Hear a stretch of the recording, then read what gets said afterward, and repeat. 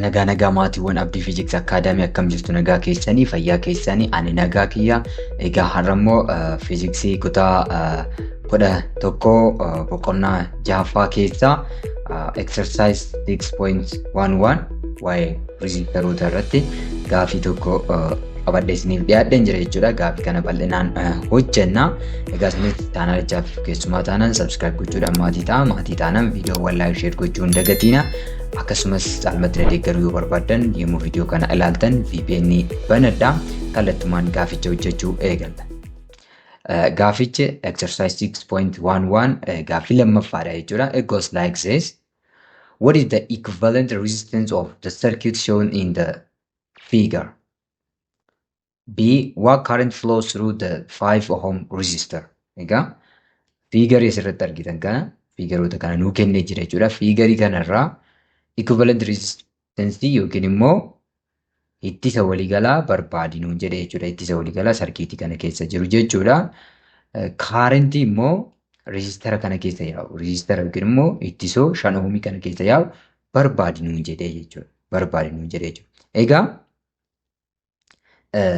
yeroo kamiyyuu calculationii kamiyyuu immoo eegallu maalirraa jalqabuu qabna jechuudha. We have to start from what we are given. Wantoota nuu kennaman irraa kaanaa jechuudha. Mee amma wantoota nuu kennaman adda haa baafannu. Given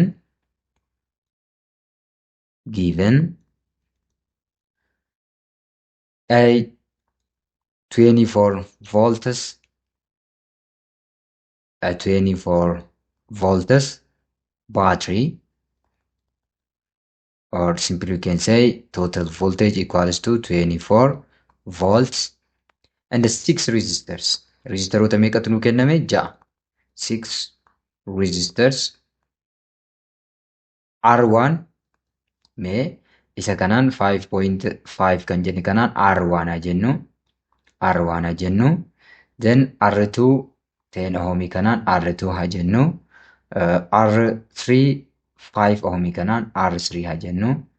R3 5 ohmiidhaan haa jennu.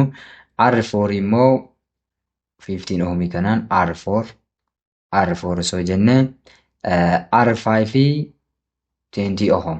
R5 osoo jenne isa dhumaa kana R6 haa jennuuni jechuudha. So isaan kana yommuu gaafannu R1 is 5.5 ohms. R2 is 10 ohms. R3 is 5 ohms. Then R4 15 ohms. R5 20 ohms.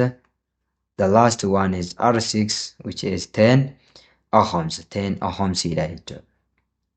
10 ohms jechuudha. So our goal is to find the equivalent resistance of the circuit and to determine the current flowing through the 5 ohm resistor. Akka gaafii keenyaatti kan nuyi gaafatamne required's egaa barbaadamtoota keenya adda baafachuu dandeenya jechuudha. Wantoota nuyi barbaannu required jalqaba irratti maal gaafatamne? R equivalent resistance waliigalaa sarkiitii kana keessa jiru barbaadnu jedhee jechuudha.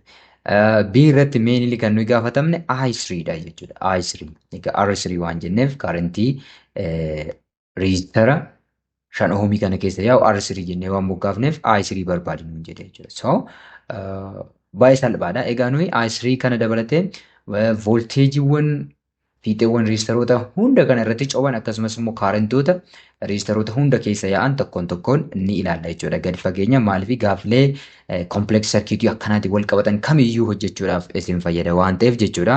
Mee kallattumaan gara furmaataatti haasofnu. Solution.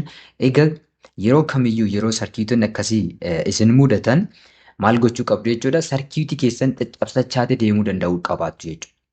Yookiin immoo mala break it down and build it up jedhu sana fayyadamtaniit maal gochuu qabdu? Sarkiitii keessan salphifachaatii deemuudhaa qabdu jechuudha. First breaking down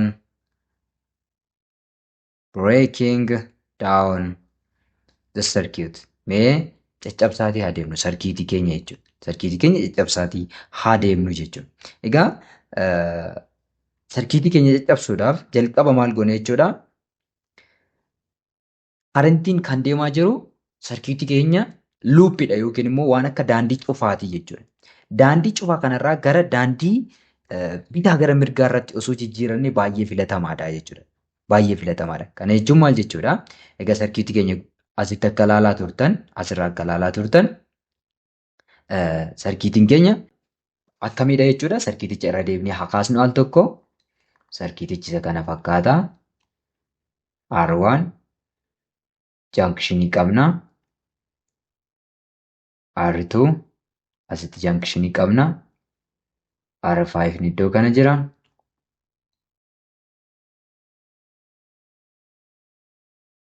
Asiin reejistara tokko qabna. Asiinis reejistara tokko qabna.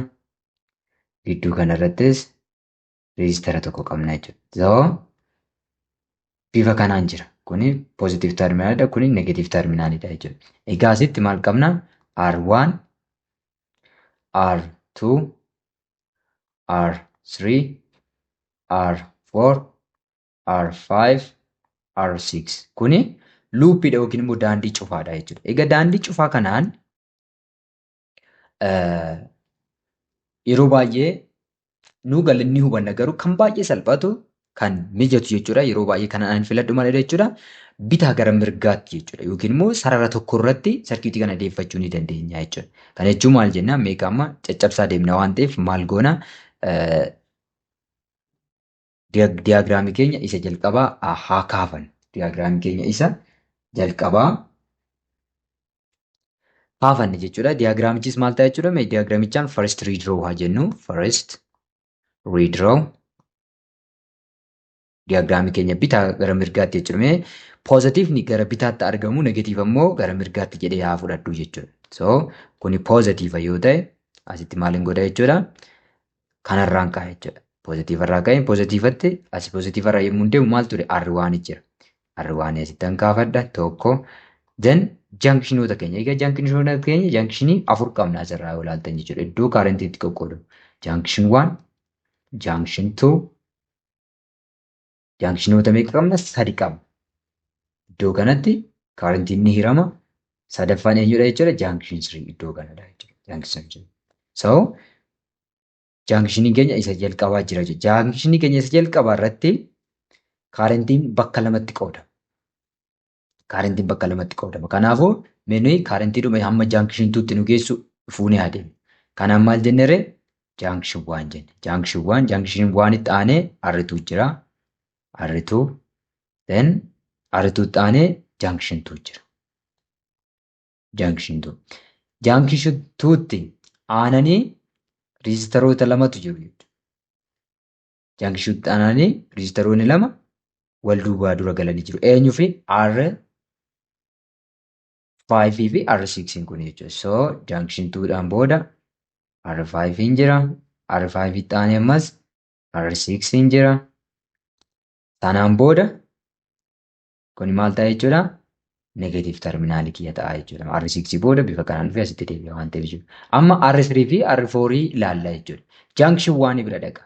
Jaankishin 1 bira yommuu dhaqxan yookiin immoo jaankishin 2 bira dhaqa. Jaankishin 2 bira yommuu dhaqxan jaankishin 2 fi jaankishin 3 riijistara wal qunnamsiise tokko jira jechuudha. Kanaafuu jaankishin 2 fi jaankishin 3 egaa jaankishin 3 iddoo kamiidha? Iddoo kana jechuudha jaankishin 3 kun. Egaa R6 xumurreen booda jaankishin 3 iddoo kana jira jechuudha. So jaankishin 2 fi iddoo kaarentiin itti hiramu isa lammaffaa kanaa fi isa sadaffaa kana eenyutu wal qunnamsiisee jira? R4tti wal qunnamsiisee jira. So paralaadidha jechuudha. Kanaafuu jaankishin 2 irraa bifa kanaan riijistara R4 jedhu sana kaafattu jechuudha. Inni kun maal ta'a jechuudha? R4. R4dha jechuudha. Amma immoo jaankishin 1 fi jaankishin 3 kallattiidhaan kan wal qunnamsiise R3. Maalan jedhe jaankishin 1 fi jaankishin 3. Jaankishin 1 iddoo kam? Kun iddoo kana. Iddoo kana. So bifa kanaan jaankishin 1 fi jaankishin 3 riijistara wal qunnamsiise R3 ta'a jechuudha. R3. So inni kun maalinni? R3.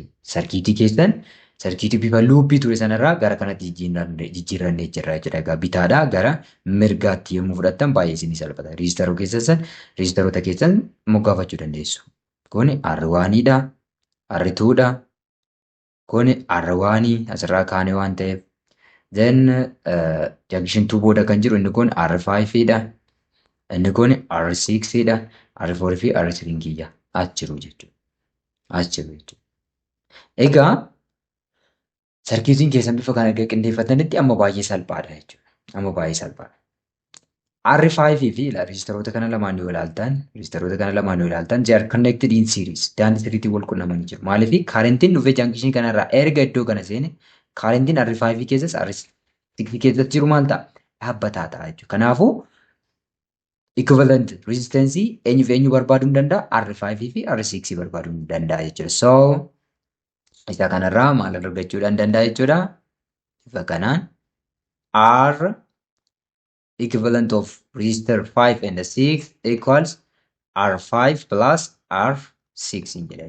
Then lakkoofsotaan bakka buufachuudha. Egaa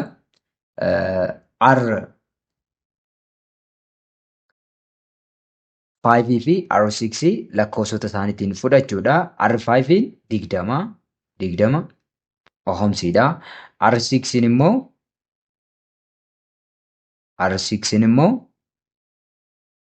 10 ohomidha jechuudha. 10 ohom kennamoota keenya sirraallaa jechuudha kan fudhannu hunda isaaniiyyuu moggaafachaatii deemuudhaa dandeenya jechuudha. Kanaafuu 20 ohomii ida'uu 10 ohomii ta'a jechuudha. R5 6 meeqa ta'a? 30 ohomii argannee jirra jechuudha. 30 ohomii argannee jira jechuudha. Egaa qaama riijistar R5 fi R6 kana walitti maknedha. Kanaafuu maal kaafachuudhaa qabna jechuudha? Maal kaafachuudhaa qabna jechuudha? Secondary draw'tti ce'uu qabna jechuudha. Secondary draw. Positive terminal keenya irraa kaana jechuudha. Ammas positive terminal R1 qabna. Then junction 1 qabna. Then R2 qabna. Junction 2 qabna. Junction taane R5 6 qabna. Xumura irratti junction 3 qabna jechuudha. Junction 3 sanaan booda negative terminaalidha baatirii keenyatti deebi'a jechuudha. Kanaafuu lakkoofsota isaaniitiinis barbaachisaa taanaan buufachaatti deema jechuudha. R1 meeqadha? 5.5 ohom. R2 10 ohom. 10 ohoms. R5 6 meeqa arganne kan amma walitti daanee arganne jechuudha. Kun amma R5 6 dha. Meeqadha? 30 ohomidha jechuudha. Egaa kuni junction 1 dha. Kuni junction 2. Kuni junction 3 bakka kaarentii keenyatti qoqqoodamu jechuudha. Egaa jalqabuma dubbannee akka turre junction 2 fi junction 3 kan wal qunnamsiise eenyudha? R4 dha. Sarkiitii keessa duubatti deebitanii ilaaluu dandeessu. Junction 2 fi 3 kan wal qunnamsiise eenyu? R4. So kuni maalidha jechuudha? R4. Meeqa ture R4? 15 ohomsiidha jechuudha. Junction 1 fi 3 immoo kallattiidhaan kan wal qunnamsiise R3 dha jechuudha. Sarkiitiin keessan inni sadarkaa lammaffaatti salphate isa kana ta'a jechuudha. So kuni R3. R3 immoo meeqa? 15 ohomsiidha jechuudha. 15 ohomsiidha jechuudha.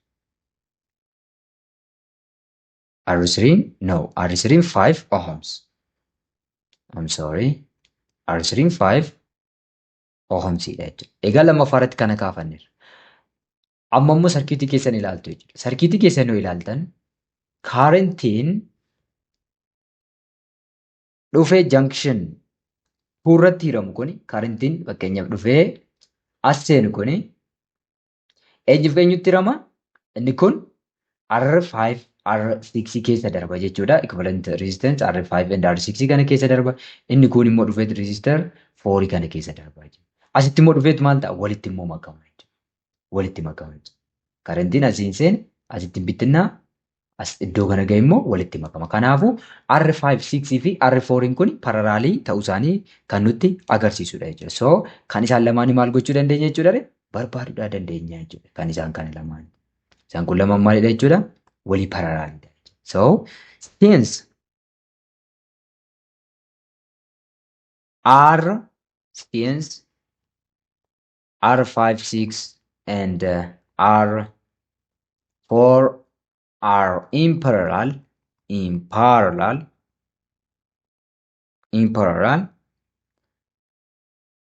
one over R4, 5, 6 equals to 1 over R4 plus 1 over R5, 6 ta'a. Kana jechuun R4, 5, 6 jechuun rejistaroota lama waan ta'eef R4 times R5, 6 over R4 plus R5, 6 akka ta'e beekamaadha. Kanarraa kallattumaan R4, 5, 6 argachuudha dandeenya. So R4, 5, 6 equals to formula keenya bakka buufachuudha. R4 is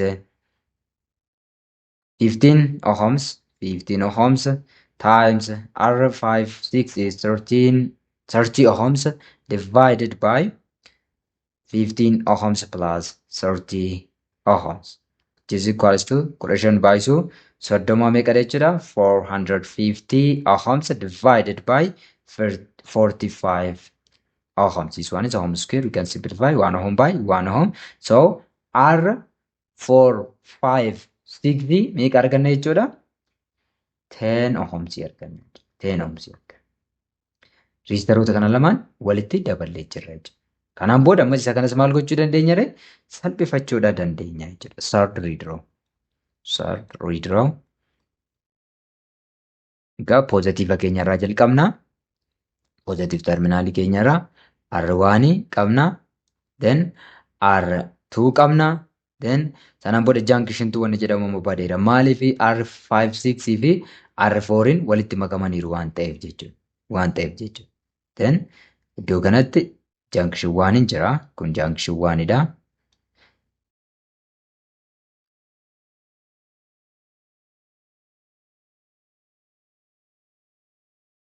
Egaa kun junction 3 ta'a jechuudha. So inni kun R4, 5, 6 ta'a jechuudha. Junction 1 fi junction 3 immoo kan wal nu qunnamsiise eentu jira? R3 as jira jechuudha. R3 jira jechuudha. Ija kana arganne jira jechuudha. So rejistaroota siriisii ta'an arganna. Yoo ilaaltan amma karentiin iddoo kana yaa'u R2 fi R4, 5, 6 kana keessa yaa'u ammas maal ta'a? Seemii ta'a jechuudha. So isaan kun daandii sirriitiin wal qunnamanii jiru. Isaaniif maal goona jechuudha? Kallattumaan fuudhuraa jechuudha. So since R2 and R4, 5, 6 are connected in series, so R2, 4, 5, 6 equals to R2 plus R4, 5, 6. Egaa value isaaniitiin bakka buusuudha. R2 10 ohmidha kan nu kenname. R2 meeqadha jechuudha? 10 ohms plus R4, 5, 6 meeqa arganne shallagneet? 10 ohmii arganne jechuudha. 10 ohmii. Kanaafuu R2, 4, 5, 6 meeqadha jechuudha? 20 ohmsiidha. 20 ohmsiidha jechuudha. 20 ohms. Egaa amma sarkiitii keenya maal gochaa jira? Baay'ee salphifachaa jirra jechuudha. Okay, fourth redraw. The fourth redraw isaaf raffaatti haa ceenu. The fourth redraw. Maaltu nu hafeera? Positive terminal asirraa qabna. R1 hin jira. R2, 4, 5, 6 kun iddoo kana jira. Then junction 1 iddoo kana jira. Junction 4 iddoo kana jira. Junction 3 iddoo kana. Junction 1, junction 3 iddoo kana jira. Kanaan booda negative terminal. So junction 1 fi junction 3 kan wal qunnamsiise immoo eenyudha? R3 jira. R3. Sarkiitii keenya amma baay'ee salphifanneera. Inni kun R1.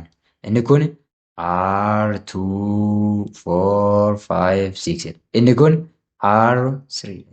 Amma immoo yoo ilaaltan R2, 4, 5, 6 kunii fi R3 waliif maal parallelidha jechuudha. So since R1 and R2, 4, 5, 6 and R3 are connected in what? Connected in parallel. R2, 3, 4, 5, 6 equals to maal ta'a jechuudha. R3 times R2, 4, 5, 6 divided by R3 plus R2, 4, 5, 6 ta'a. Kana lakkoofsan bakka buufachuudha jechuudha. Kana lakkoofsan bakka buufachuudha. Kanaafuu R3 meeqadha? 5 ohms nuu kenna. 5 ohms. R3 is 5 ohms. 5 ohms times R4, 5, 6.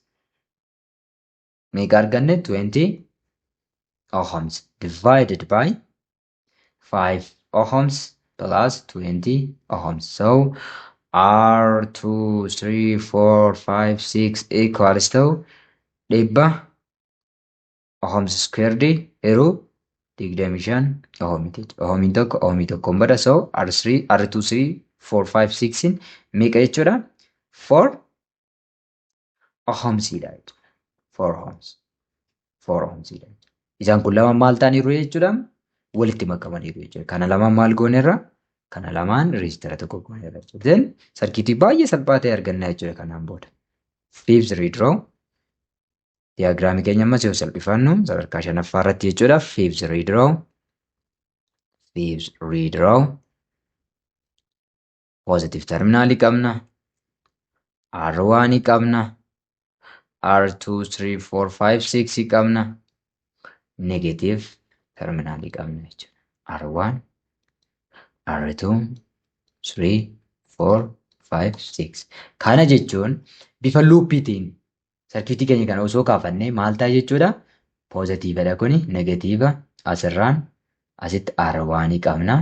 Teen jennee naannoo kanatti immoo R2, R1, R2, 3, 4, 5, 6 volteejiin keenya asiidhaan minuu kenname. Sarkiitii kana qabna jechuudha. Kanatti salphifannee jirra jechuudha. Isa kana salphifannee jira. Baay'ee gaarii. Kanaafuu kun lamaan immoo maaliin jiru ree? They are connected in series ways ni. Daandii sirriitti wal qunnamanii jiru. So R total or R equivalent equals to R1 plus R2, 3, 4, 5, 6 dha jechuudha. Kana lakkoofsan bakka buusudha. R1 5.5 ohmsiidha. R2, 3, 4, 5, 6 4 ohmsii arganne. Kanaafuu R equivalent deebii jalqabaa deebisnee jirra jechuudha. 9.5 ohmsiidha jechuudha. Kuni equivalent resistance sarkiitii keenya keessa jirudha jechuudha. Egaa mala caccabsuutiin jechuudha. Isa kana maal gochuu kan dandeenye? Argachuudha kan dandeenye jechuudha. Argachuudha kan dandeenye. So sarkiitii kana bifa kanaan yommuu kaasnu xumura irratti sarkiitiin ja'affaarratti nuyi argachuu dandeenyu sarkiitii reejistara waliigalaa tokko qofa qabu ta'a jechuudha. Sarkiitii reejistara waliigalaa tokkicha qabu ta'a jechuudha. Egaa 6 redraw sarkiitii akkamii arganna? Positive terminal ittisa tokko qofa kan qabu negative terminal. Kuni equivalent R1, 2, 3, 4, 5, 6 ta'a jechuudha. Isa kana ta'a jechuudha. Gama biraatiin kana bifa luuppitiin immoo kaasuu yoo barbaaddan sarkiitii baay'ee salphaa ta'e kan reejistara tokko qofa qabu kaafachuu dandeessu jechuudha. Yes, kuni volteejii keessanii kuni R equivalent yookiin immoo R1, 2, 3, 4, 5, 6 dha jechuudha. Isa kana egaa kaarentiin I yookiin immoo kaarentiin waliigalaa as keessa yaa'u maal gochuu dandeenya reemmoo? Argachuudha dandeenya. Volteejiin keenya meeqatu nuu kenname? 24 voltii nuu kenname. R equivalent 9.5 ohmsiitu nuu kenname. Kanarraa maal shallaguudhaa dandeenya nuyi? Total currentii shallaguudhaa dandeenya jechuudha. Total currentii shallaguudhaa. So currentii waliigalaa as keessa yaa'u. Currentiin kun currentiin as keessa yaa'u kun reejistara kana keessa darbee asitti deebi'a jechuudha. So I equals to I total currentii yoo ta'e jechuudha. I equals to V total voltage or the voltage of the battery divided by equivalent resistance. Isa kana arganna. Voltagein keenya meeqadha? 24 volts divided by R equivalent 9.5 ohms. So the total current that flows through the circuit will be 24 divided by 9.5 5. Kana yommuu hirru meeqa arganna jechuudha? About 2.53 amperes. Kuni kaarentii waliigalaa sarkiitii sana keessa yaa'udha jechuudha. Sarkiitii sana keessa yaa'udha jechuudha. Egaa amma equivalent resistance akkuma asitti ilaaltan maal gooneerra? Kun asitti arganneerra. Jalqaba irratti kan gaafatan. Volteejii fi kaarentii iddoo hunda yaa'uudhaaf immoo kanaan booda duubatti deebisaatii deemna jechuudha. Build up. Sarkiitii keenya kana irra deemnee shanaffaarraa hamma tokkoffaatti deebinee xiinxalaatii deemna jechuudha. Xiinxalaatii deemna. So malli inni lammaffaan jalqabuma irratti akka dubbanne maalidha jechuudha? Build up. Deebinee duubatti deebisaatii deemna jechuudha. The second method is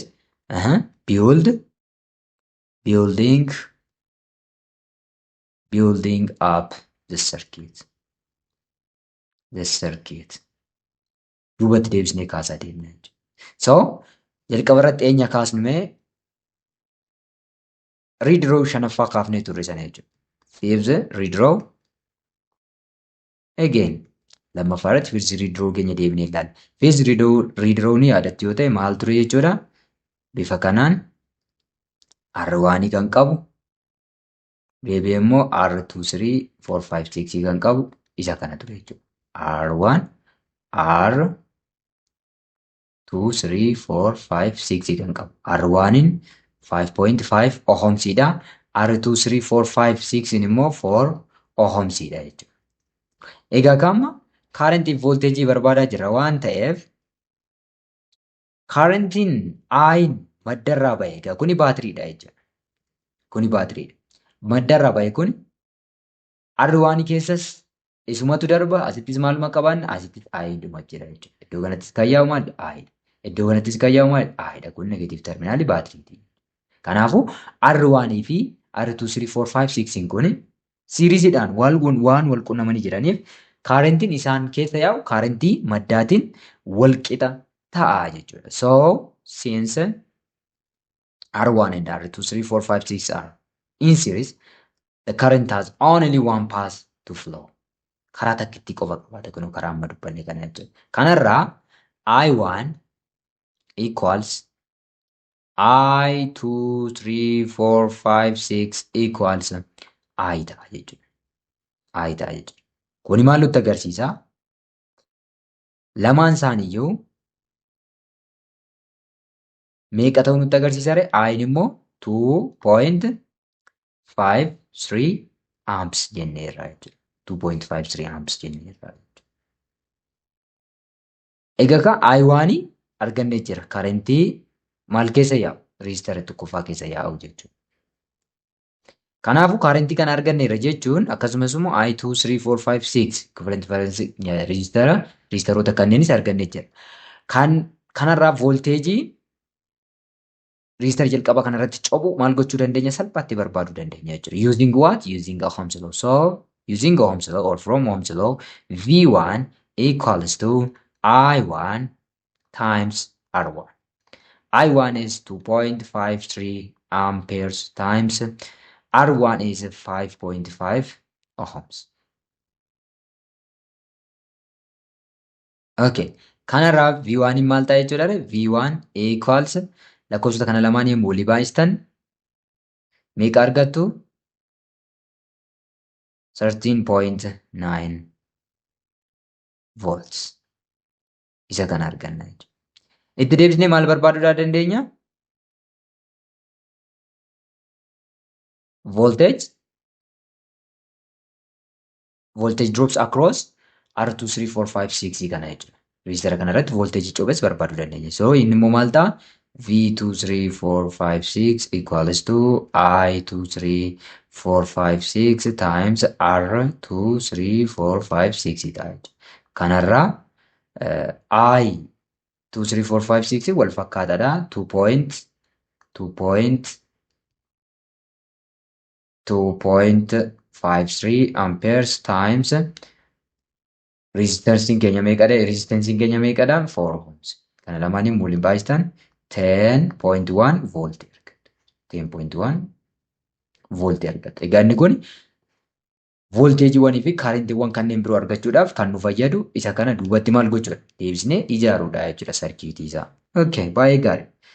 Mee force redraw immoo irra deebinee halaallu. Diyaagiraamii sadarkaa afuraffaarratti kaafnee ture sana irra deebinee maal goona jechuudha? Xiinxallaa jechuudha.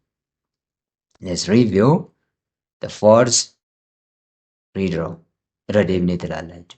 Force redraw irra deebinee yommuu ilaallu positive terminaalii qabnaa. R1 qabnaa. Amma jaankishiniin ni uumama. Iddoo jaankishinii jechuun iddoo kaarentiin itti hiramu. Jaankishinii waan hin uumameera jechuudha. Maaliif iddoo kanatti reejistaroota fi asitti immoo jaankishin 3 ni uumama. Negative terminaalii baatirii keenyaati jechuudha. Kuni maali? R1. Kuni yoo R2 R3 ammas keessaa baateeti jechuudha. R2 4 5 6 R3 jaankishin 1 fi jaankishin 3 kallattiidhaan wal quunnamsiifti jechuudha. Kuno bifa kana. Isheen kun maalidha? R3. R3. Okay. R1 valuun isaa 5.5 ohms. R2 4 5 6 valuun isaa 20 ohms. 20 ohms. R3 5 ohms. Isa kana qabna. So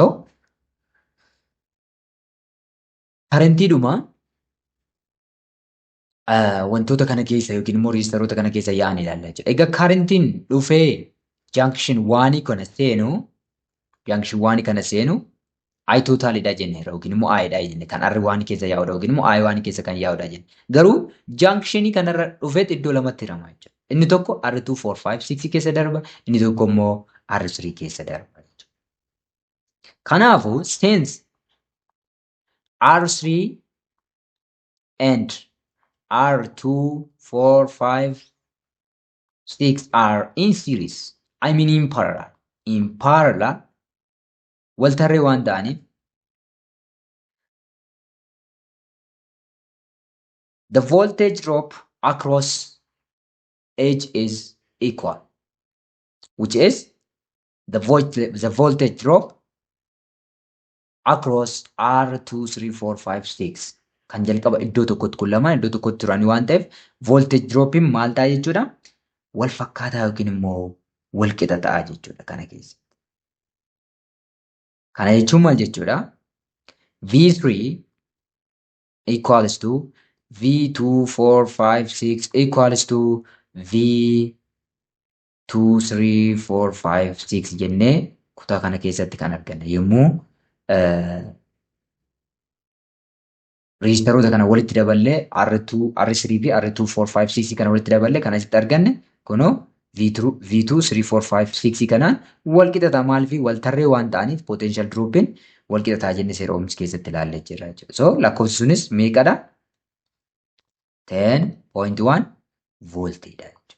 Kanaafuu amma eenyu arganneera? V3 argannee jirra jechuudha. V3 arganne. Erga V3 arganne salphumatti I3 kan gaafatamne gaafiin keessan kitaabarra egaa kallattiidhaan kan nu gaafate maali? Isa kanadha jechuudha. So using Ohm's law, we can find the current through R3. So from Ohm's law or using Ohm's law,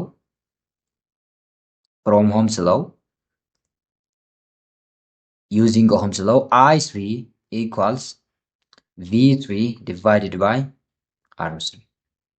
V3 make a jenne 10.1 volts divided by R3 is 5 ohms. Kan immoo irtan it is about 2.02 amperes. Kallattiidhaan kan gaafatamne egaa gaafiin keenya ijoon kitaabni keessan isin gaafate yookiin immoo bilgaalichi gaafate isa kanadha jechuudha. Isa kana bifa kanaan arganna sadarkaa kanarratti argattu jechuudha. Garuu ni haa xumurru hunduma isaanii hamma xumuraatti deemnee ilaaluu dandeenya. Akkasuma idduma kanatti maal barbaaduu dandeenya? I 2 4 5 6 barbaaduu dandeenya. Innis maal ta'a? V2 4 5 6 divided by R2 4 5 6 ta'a. So karentiin reejistara kana keessa yaa'u jechuudha. Karentii reejistara kana keessa yaa'u. Eentu I2 4 5 6 kan jennuun kuni jechuudha. V2 4 5 6 meeqa jenne? 10.1 voltii jenne wal fakkaataadha jechuudha. Kan R3 keessa yaa'u wajjin voltage maaliif wal tarreetiin jiru waan ta'eef. Divided by 20 ohms. 20 ohms R keenya isa ta'a waan ta'e jechuudha. This implies that I2456 equals to 10 tuqaa tokko hiruu 20 meeqa arganna? 0.505 ampeerii arganna. Kaarentii eenyu keessa yaa'u? Kaarentii riizistara kana keessa yaa'udha jechuudha. So I3 kan jennu immoo kaarentii as keessa yaa'u. Kun maalidha? I3. Kun anas keessa yaa'u immoo I2 4 5 6 dha jechuudha. Asitti immoo kan yaa'aa ture jalqaba isinii kaaseraa jechuudha. Baay'ee gaarii. Baay'ee gaarii. Amma isaa xumura. Deemnee sarkiitii sadarkaa sadaffaa irratti yookiin immoo isteepii sadaffaa irratti kaasnee turre haa ilaallu jechuudha. Sarda redraw irra deemnee ilaalla jechuudha. Irra deemnee ilaalla. Egaa sarkiitichi akkas fakkaata ture. Positive terminaalii qabna. R1 qabna. Which is 5.5 ohms. Ittaansineet junction 1 qabna. Ittaansineet R2 qabna. Ittaansineet R456 qabna. R2 qabna. R2n vaaliyoon isaa 10 ohmii ture. 10 ohms. R456 immoo innis 10 ohmiidha. 10 ohmiidha. Then junction 3 qabna iddoo kanatti. Sanaan booda negative terminaalii baatirii keenyati. Egaa kun junction 1dha. Junction 1. Inni kun immoo junction 3. Junction 3dha jechuudha. Duubatti deebisaa jira. So junction 1 fi junction 3 kallattiidhaan kan wal qunnamsiisee jiru R3dha jechuudha. Eenyu caccabsine jechuudha kutaa kana keessatti isa R2456 jennee gara olitti ilaalle sana. Iddoo kanatti R2456 kan jenne kana R2 fi R456 duubatti deebisnee jechuudha waan biraa miti. Kanaafuu riistaroonni kun lamaan yoo ilaaltan ta'e maalidha? Daandii sirriitti wal qunnamanii jiru. Eenyu feentu? R2 fi R456 jechuudha. Kanaafuu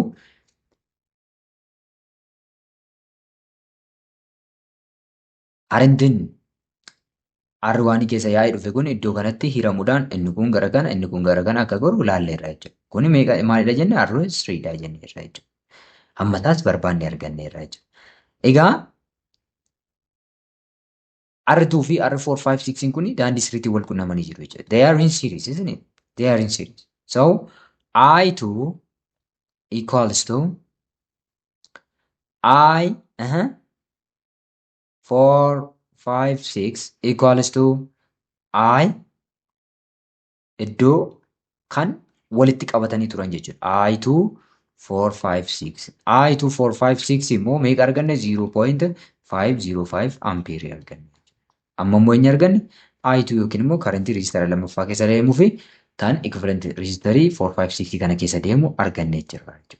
V2 asumaan argachuu dandeenya jechuudha. Voltage across R2 salphumatti argachuu dandeenya. So V2 seera ohum fayyadamne jechuudha. V2 equals to I2 times R2. Lakkoofsota keenya bakka buusudha. I2 meeqadha? 10. I2 0.505 ampeersidha. Times R2 10 ohmsidha jechuudha. Then kana lamaan immoo waliin baay'istan meeqa argattu? 5.05 volt. 5.05 voltii argattu jechuudha. Baay'ee gaariidha. Akkasuma maal argachuudha dandeenya? V456 salphumatti argachuudha dandeenya jechuudha. So V456 equals to I456 times R456 dha. Isuma kana lakkoofsaan bakka buufannaa. Karentiin keenya wal fakkaata 0.505 ampere times resistance achi keessa yaa'u ammas wal fakkaataadha kudhan ohmsiidha. Isuma arganna jechuudha. 5.05 voltii arganna jechuudha. Baay'ee gaariidha. Amma immoo second redraw ilaallaa jechuudha irra deemneeti. Second redraw. Lammaffaa irratti yookiin isteepii lammaffaa irratti kaafnee kan turre deebisnee kaasnaa jechuudha ammas. Inni maal fakkaata ture? Positive terminaalii qabna. R1 qabna. Junction 1 qabna. R2 qabna. Junction 2 qabna. R56 qabna. junction 3 qabna negative terminalii qaba. R1 R1 R2 R56 junction 1 junction 2 junction 3 isa kana qaba. Junction 2 fi 3 kan wal qunnamsiisee jiru salas kaasaa turre junction 1 fi junction 2 fi junction 3 kan wal qunnamsiise amma R4 as keessaa bahe waan ta'eef R4 iddoo kana jirti jechuudha. Kun eenyudha R4 R4 R3 immoo junction 1 fi junction 3 kallattiidhaan wal qunnamsiisee jira jechuudha. R3 iddoo kana jechuudha kan jiru. Negative terminal kanaan boodatti kan jiru. Jan kun R3 R3 egaa R4 fi R56 yoo ilaaltan waliin maalidha? Wal tarreedha yookiin immoo paaraalalitii wal qunnamanii jiru jechuudha. Kana jechuun maal jechuudha? Volteejiin isaan lamaan keessa yaa'u dhaabbataadha jechuudha. Kana jechuun V4 equals V56 equals V456 jennee kutaa darbe keessatti kan arganne sanaan wal qixa which is 5.05 voltiidha. V4 argannee jirra jechuudha. V4 argannee jirra. Kanarraa seera oomsi fayyadamuudhaan immoo maal argachuu dandeenya? Currentii isaan keessa yaa'u argachuu dandeenya. So V4 equals I4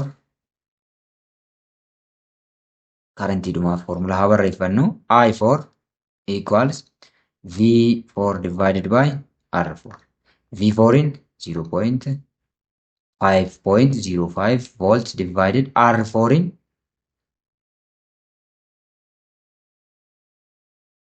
15 ohms. Kana lamaan yommuu walii hirtan 0.337 ampiirii argattu jechuudha. Baay'ee gaariidha. Asumatti immoo maal argachuu dandeessu?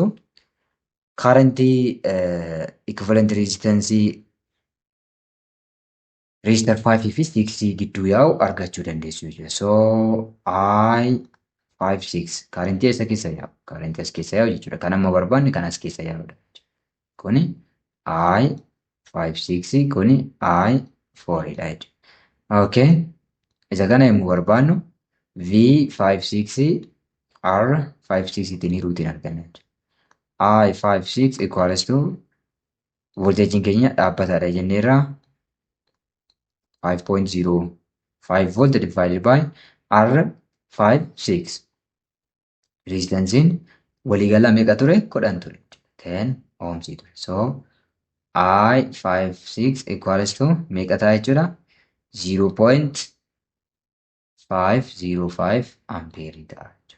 Isa kan.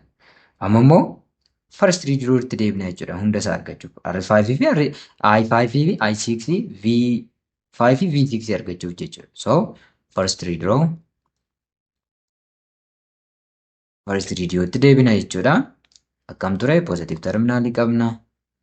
R1 qabna. Junction 1 qabna. R2 qabna.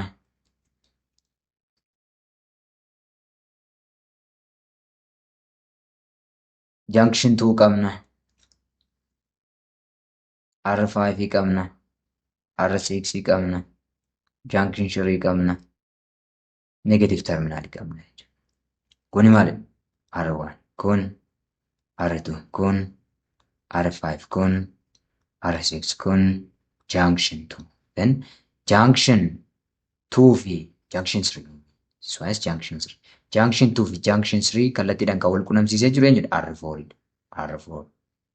R4 bifa kanaan asitti maal jettu? R4. Junction 1 fi immoo junction 3 kallattiidhaan kan wal qunnamsiisee jiru eenyudha? R3 dha. R3. Maka R5 fi R6 daandii sirriitti wal qunnamanii jiru. So I5 equals I6 equals I56 ta'a. I56 immoo meeqa shallagne arganne? 0.505 ampere. Kutaa darbe keessatti argannedha. Egaa I5 fi I6 arganne jira. So kanarraa kan nu hafu maalidha? V5 fi V6 argachuu dandeenya jechuudha. So V5 Mee jalqaba V5 asitti haa barbaannu. V5 is equals to I5 times R5. I5 in 0.505 amperes times R5 in 20 ohms. 20 ohms dha jechuudha kan nu kenname. So V5 in meeqa ta'a? Kana lamaan waliin baay'istan 10.1 volt. Baay'ee gaarii. Itti aansuudhaan 6 tu naaf jechuudha. 6 V6 V6 I6 times R6. So V6 equals to I6 in 0.505 ampere dha. R6 in 10 ohmiti mungkin 10 ohm. So V6 in meeqa jechuudha? 5.05 volt dha. Bifa kanaan kaarentoota iddoo hunda yaa'an akkasumas immoo volteejiiwwan iddoo hunda yaa'an sirriitti barbaaduu dandeenya jechuudha. Maala kana akkamitti akka caccabsuu fi akkamitti deebisnee ida'uu akka dandeenyu sirriitti xiyyeeffannoo itti kennuudha qabdu jechuudha. Egaa walumaa galatti har'aaf qabadde kanaan isiniif dhiyaadde isa kana fakkaata. Subscribe gootan subscribe godhuudhaan maatii ta'a. Maatii ta'an viidiyoo like share gochuun hin dagatina. Moorna deeggaruu barbaadan immoo yommuu viidiyoo kee ilaaltan VPN banadhaa. Viidiyoo itti aanuun wal arginutti fayyaa nagaa naaf ta'a. Barnoota gaarii.